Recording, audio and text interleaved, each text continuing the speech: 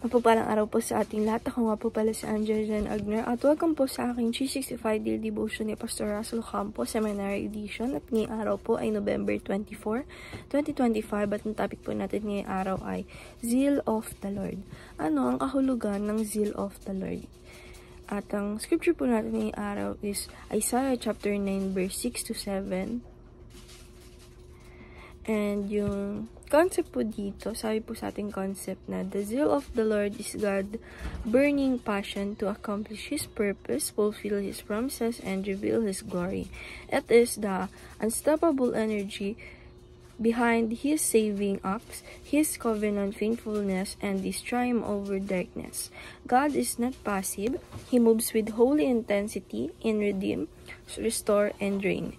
His zeal assures us that His plan for Christ's kingdom and His people will surely prevail.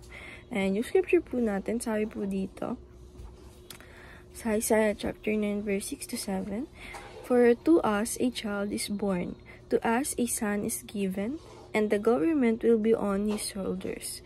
And He will be called Wonderful, Counselor, Mighty God, Everlasting Father, Prince of Peace. Of the greatness of His government and peace, there will be no end. He will reign on David's throne and over His kingdom, establishing and upholding it with justice and righteousness.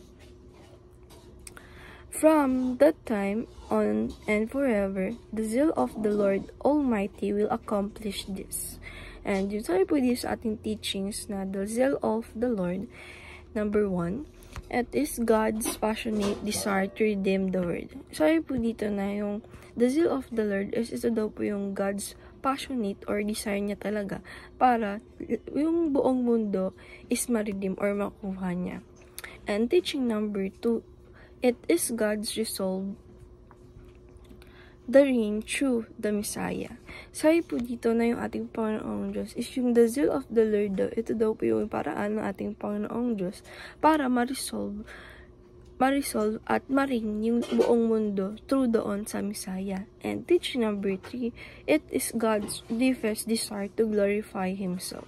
Sabi po dito na yung the zeal of the Lord is ito daw po yung desire talaga or deepest desire ng ating Panginoong Diyos para hindi lang siya yung dapat mag-glorify natin para mag-glorify din yung kanyang sarili.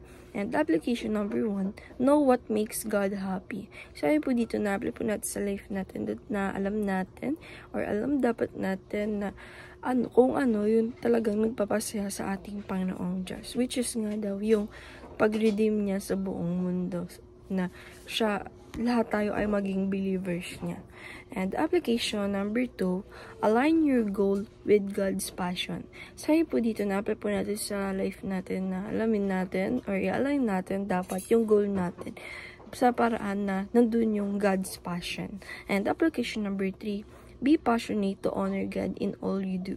Sabi po dito na apply po natin sa life natin na maging passionate tayo and i-honor natin yung ating Panginoong Diyos sa lahat ng bagay na ginagawa natin.